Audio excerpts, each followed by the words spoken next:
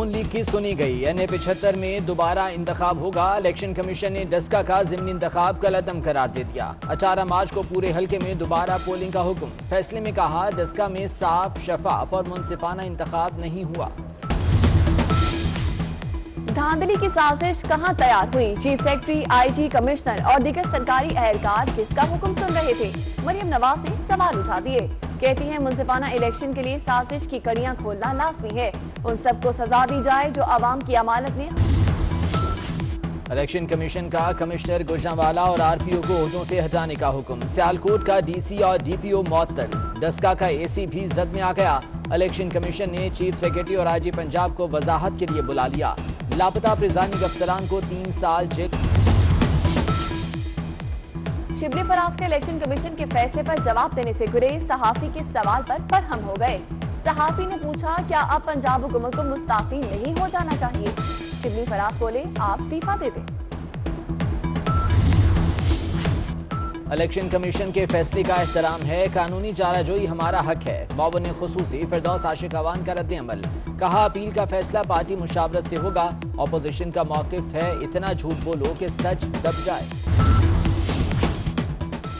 MKM نے election commission کا فیصلہ خوشائند قرار دے دیا۔ فیصل سبزواری کہتے ہیں خواہش ہے ایسے ہی فیصلے ہوتے رہیں۔ 2018 کے انتخابی نتائج پر اعتراض تھا، ناجائز طریقے سے ووٹ خریدنے پر سینیٹر نہیں بننا چاہیے۔ MKM پیپلز پارٹی سے ملاقات کے لیے تیار ہے۔ پنجاب میں سینٹ کے تمام 11 امیدوار بلا مقابلہ کامیاب۔ نون لیگ اور PTI کے 5 امیدوار سینیٹرز بن گئے۔ ایک سیٹ کافری کے کامل علی آقا کو مل گئی۔ تمام امیدواروں کی کامیابی کا نوٹیفیکیشن کل جاری کیا جائے گا۔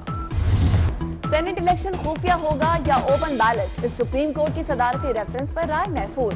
عدالت کا سیاست سے کوئی تعلق نہیں، یہ صرف آئین کی تشریح کریں گے۔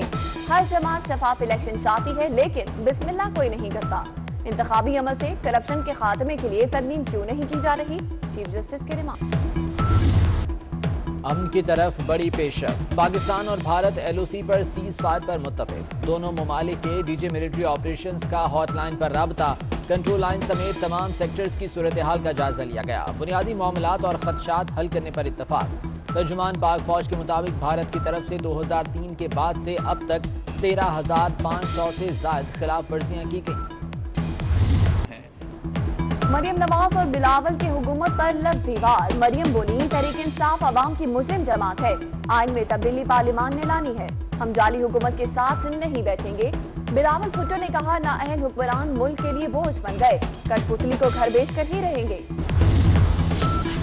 رمضان شوگر ملز ریفرنس میں اپوزیشن لیڈر حمزہ شہباز کے ضمانتی مچل کے احتساب عدالت میں جمع۔ مسلم لیگ نون کی طرف سے پراتفاق استقبال کی تیاریاں مکمل۔ احتساب عدالت کے باہر بھی مٹھائیاں تقسیم۔ تحریک انصاف کو ریلیف مل گیا۔ سندھ ہائی کورٹ نے سیف اللہ ابڑو کو سینٹ الیکشن کے لیے اہل قرار دے دیا۔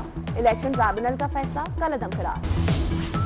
حلیم عادل شیخ اور سعید غنی آمنے سامنے۔ PTI رہنما کہتے ہیں سیکیورٹی چھیننے کے بعد مجھ پر حملہ ہوا، جیل میں منصوبہ بندی سے سام چھوڑا گیا۔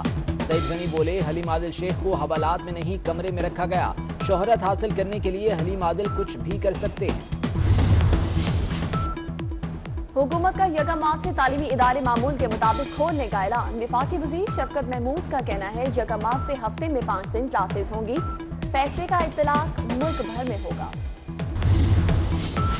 لاپتہ افراد کی عدم بازیابی، سندھ ہائی کورٹ نے IG سندھ کو جھاڑ پلا دی۔ ہر صورت لاپتہ افراد بازیاب کرانے کا حکم۔ خیبر پختونخوا کے حراستی مرکز سے بھی رپورٹس طلب۔ پاکستان کا دفاع مضبوط اور ناقابل تسخیر ہے، ملک کی دفاع کے لیے پاک فضائیہ کی گراں قدر خدمات ہیں۔ صدر عارف الوی کا شور کوٹ میں پاک فضائیہ کی تقریب سے خطاب۔